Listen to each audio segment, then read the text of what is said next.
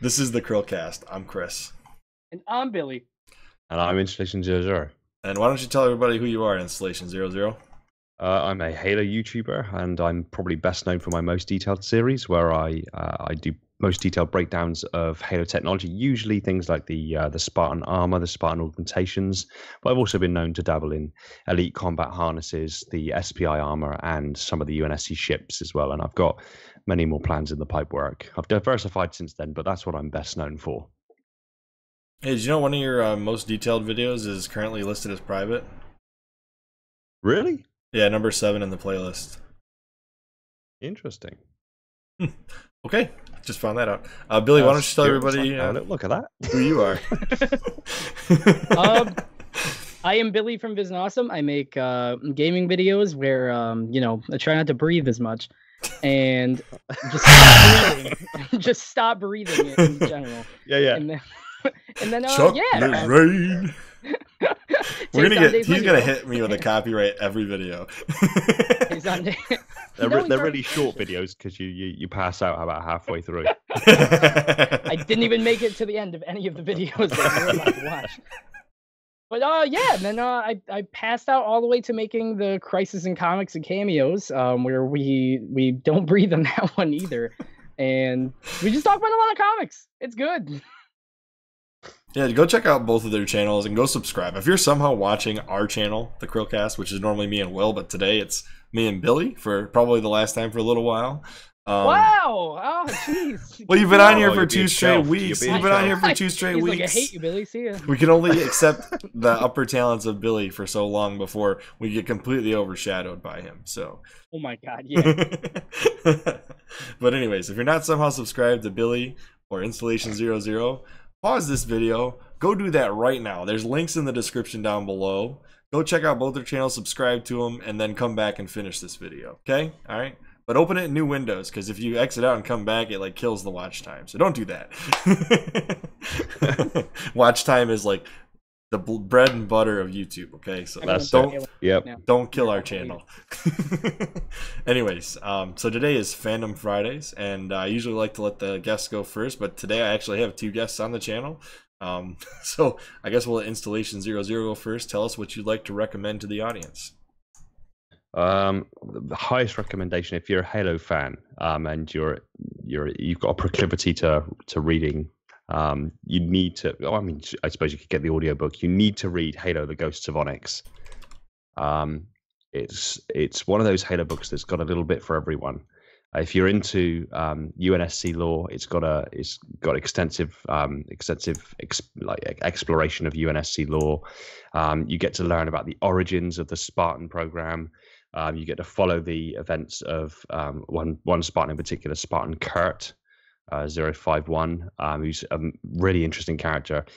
Even on Halopedia and in some of the extended lore, his height has been suggested of being over 8 feet in height, which in theory puts him as one of the biggest Spartans in history. And if you're into the Forerunner aspect of the lore, you're on Onyx, which is basically I don't want to spoil too much, but it's a shield world. So you get huge amounts of Forerunner knowledge, and you also get the Covenant baying for getting there as well. So you get to experience a lot of Covenant lore as well. It's literally a Halo book for every possible aspect of your particulars of your enjoyment for the Halo universe. So I highly recommend The Ghost of Onyx. Yeah, it's by the Eric Nyland, right? He does a lot of the books. Yeah, it's not very expensive. Looking at about $12 to $13 purchase, depending on if you go with a physical copy or the Kindle copy. And being that I'm a creature of habit and I love the Kindle, I tend to buy the Kindle versions. But hey, sometimes you can save a little bit of money and buy the physical edition. Definitely, even the audiobooks are really great. I mean, the narration and the voice tonality for some of the audiobooks are fantastic. So yeah, it's highly recommended. You definitely sold me. I'll have to pick it up at some point in the near future. I'm sorry, that sounded like I brushed you off, didn't it? I mean that sincerely. I mean that sincerely. Okay. I'm sure actually if Will was on here, he'd probably be like, I already read that book. It's pretty great. Because Will is a huge reader. I read occasionally. I read Ken Follett. Ken Follett, however you pronounce his name. I like his books, and they're about construction throughout the course of history, with a political plot going on around it. And they're pretty good books. I guarantee you, I'd like the Halo universe, and then I'd probably stick to reading that, and that would be it. And then my wife would be like, "You nerd." She's like walking the room. What are you reading? Halo again? Yep. Don't judge. It is what it is. Billy, why don't you tell everybody what you're going to recommend? All I want to recommend is the fantastic, great, really wholesome Halo Reach. Seriously, I love, I try to beat the religion of Halo Reach into everybody I meet. I love that game. Noble Team 6 and following their adventures is one of, it's really similar to Star Wars' Rogue One, where you know what's going to happen, you know how the story is going to end, but just watching their adventure the entire time and watching Noble Team kind of get taken down one by one in this heroic triumph is just such a beautiful thing to watch. And being the team member that you are, where it kind of just puts yourself in the shoes of being a member of Noble Team, makes it, in my opinion, feel more personal. You actually feel like you were part of that squad. And it was a really big change from going from Master Chief, in every Halo iteration they've done besides ODST, into slipping into something completely different and still in Bungie's wheelhouse, where I just loved it. I mean, the lore fit in really well, and it was just a really great story. I find it interesting. I find it interesting that you say that that you as Noble 6 you feel like part of the squad, because that's not what I got from my playthrough of Halo. Sorry, I don't want to just crap all over what you just said. You break my heart, Installation's fine. Hey, I do want to stop Billy and you for 1 second. Halo Canon actually said that the lore from Halo Reach into the series kind of broke the Fall of Reach book a little bit. So I just want to say, maybe saying that the lore fits so well, I don't know how accurate that is. I didn't read the books, but just from going from Halo Reach, I really enjoyed it for what it was. From my talks with the guys at the admin Halopedia, there does seem to be tiers of what's classed as hard lore, kind of soft lore, and then vague lore. And apparently the games do technically rank above the books, much to my derision. But yeah, going back to my previous point, the feeling I got from it is literally the first time you're Noble 6 and you encounter the rest of Noble Team, Carter says to you that you're filling a position that a lot of the other team would rather leave unfilled. And I think in the trailer that we just watched, the Spartan Noble 6 effectively that we see die is not the Spartan you play as in the game. He dies. Obviously, he doesn't get off of the CCS class battle cruiser fast enough. And I think they were such a cohesive team before that when he died, it left kind of a void in their team dynamic. And then the arrival of you as a new character into the lore, you kind of felt a little bit ostracized. The first person that really sort of bridged the gap was George, Spartan 052. And he was kind of the social anchor then into the rest of the team. But again, I just find it interesting that was your interpretation, and I like that different people can interpret this, the game in a very different way based on the subtleties of the story. It's interesting. I'll say this, it's cool because I really like how you took it too, because to me, it's kind of one of those stories, in my own opinion, where you're dead right, where they, you come in and obviously you don't feel welcome at all, but by the time you get to the last battle and you're in that last moment, it seems like without you wouldn't have been able to get as far. And and they start, and it feels almost like they're relying on you. I don't want to say on that character at that point, but the dynamic seems to change for me when get to hardcore, and I like that. I absolutely enjoy that. Yeah. So I have to say, Halo Reach, the ending for me, when you're in the legendary ending, when you're just fighting off elites and stuff, and you're just like slowly dying. It was kind of an emotional feeling for me. So much so that I just kept fighting on for like an hour. Yeah. I just wouldn't let it die. I was just like, nope, not today. Get one more elite. Doom. It's kept going. Not today. Ain't gonna happen. And then finally, the guy died, and I was like, start seeing the cracks appear on the visor. It's like, no, a little longer. All right, I'm just done. I just laid down, went to bed.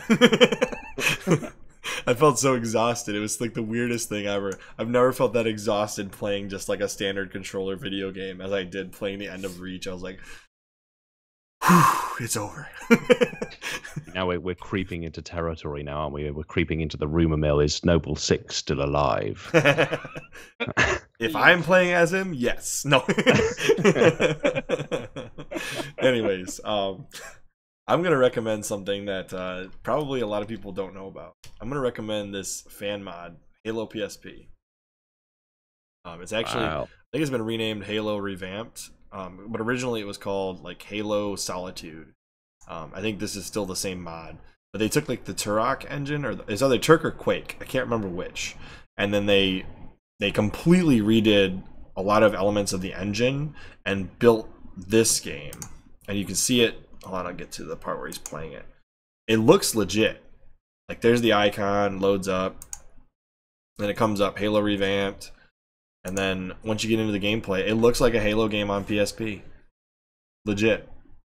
Through and through. Just the fact that it's like a Microsoft game on a Sony platform, that's like the old rivalry coming back to the surface. That's just like blasphemous. That's nearly chilling. But yeah, they spent it's like cool, but it's a just decade on this mod. They were working on it when I first had a PSP in like 05. Like Halo 2 comes out, oh, time to make Halo PSP. Like, what? How are you gonna do that? Like, this ain't ever gonna happen. And then I just happened to look at it recently. I was like, holy cow, they finished it. You know, I had no idea until like a week ago. I was like, this is amazing. Like, I don't remember them ever announcing this or anything. They probably just keep it under wraps. I probably just gave them away. They're gonna get DMCA'd now by Microsoft, but I thought it was one of the coolest things ever to see a team literally go through and rework an engine, put Halo skins into a game, and then build an entire Halo game on a PSP. I mean, that is dedication. That is dedication. Yeah. I mean, again, it goes back to a sort of a relatively consistent theme. Is the Halo community are so different, so much more passionate, so much more engaged than so many of the other game communities that I'm aware of. I mean, with the exception of a few notable exceptions. But the passion and the diverse set of skills and creativity that so many of the people of the community have is just so envious, and it's a pleasure to be a part of the community and to interact with people among it. It's awesome. Yeah, and I think if Microsoft would just go ahead and release, you know, I know they're working on xCloud now, which would be really neat, but if Microsoft at any point in their history had just released a portable console that would run Halo, none of this would even matter. Like, nobody would be looking for a Halo PSP mod. Nobody would be looking for the Switch to get the Halo Master Chief Collection somehow. They'd just be like, oh, Microsoft X Portable, or I don't know, XPad, I don't know, whatever the heck they want to call it. Boom. And then Halo's on mobile, whatever. That's it. See, I mean, I did a video on the xCloud, but I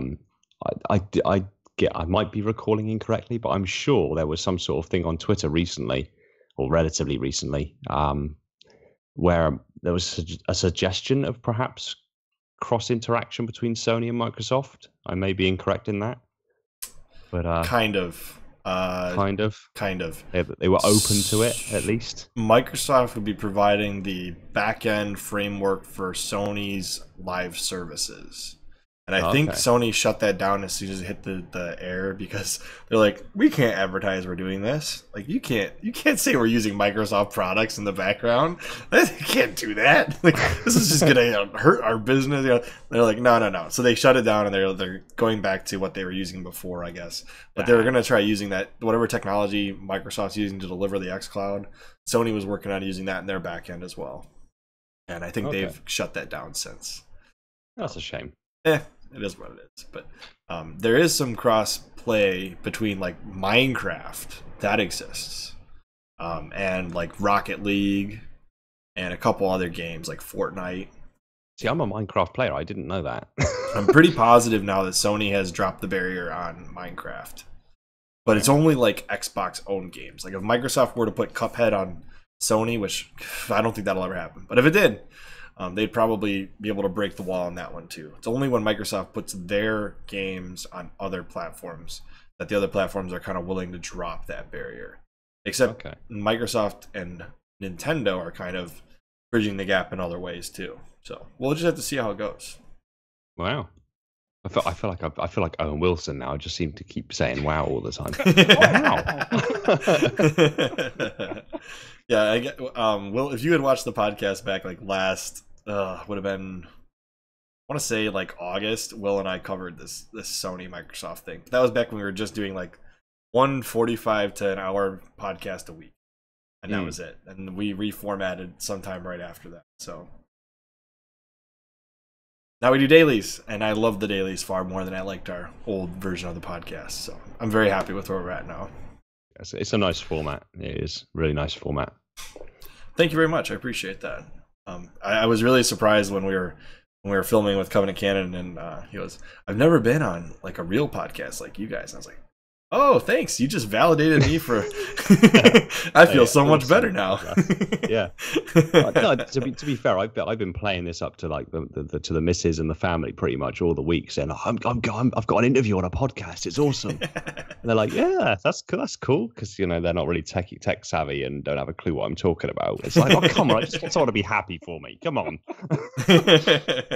Yeah, my wife's always like, "You know, it's cool you got your thing that you do," and I'm like, "Do you even know what it is?" Like, that's exactly it. Yeah. Oh, it's cool you got your thing. That's fine. Okay. So just so that you're aware, all of these podcasts will be available audio only form through a company called Anchor.fm. We released that just because we have like a few, like 5 to 10 dedicated people that just listen to the podcast, and that's fine. You're welcome to do that. I don't have a problem with that. But that's how I actually listen to our own podcast, because I don't always have the time to have YouTube open in the car, you know, rather just listen to the audio version, which is what I do. And then if I hear anything that I'm like, ooh, that needs to go away, I log into YouTube really quickly and I snip that out. Anchor's an awesome platform. I've used that for a few other of my projects in the past. So yeah, Anchor's cool. And it distributes to every other podcasting site. Yeah. You can find us on Apple, Google, Spotify, everything. It's amazing. So I just want to take the time to thank Installation00 for his time coming on the podcast. It's been so awesome talking to you.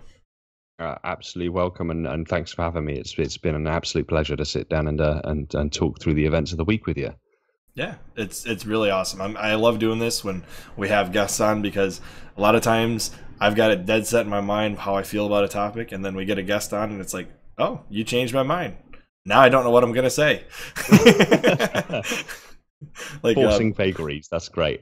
Like Billy with Halo Reach, right? He's like, yeah, that's true. I liked it. No, I will say, Installation, you made it. You were really cool on here, man, and it was really. I like hearing other like opinions on things. So that's really awesome. So do I. Yeah, absolutely. And it's like I say, it's been an absolute pleasure to be here with you guys. It's awesome. And I just also want to thank Billy for filling in for Will the last 2 weeks. It's been so awesome having you back on here again. And hopefully we'll be on the next time we have you on. I can't wait. Yeah, absolutely. Yeah, I mean, yeah, Will, you know, all the best, and I hope to be talking to you soon. Not to refute you in any way, shape, or form, Billy, but you know. It's okay. Everyone just hates me. I get it. No, I don't. I'm kidding. You got the Kevin Smith look going. It's awesome. You've been awesome. Oh man. Anyways, as always, I'm Chris. I'm Billy. And I'm Installation00. And we will see you on the next CHRILLCAST. Dang it.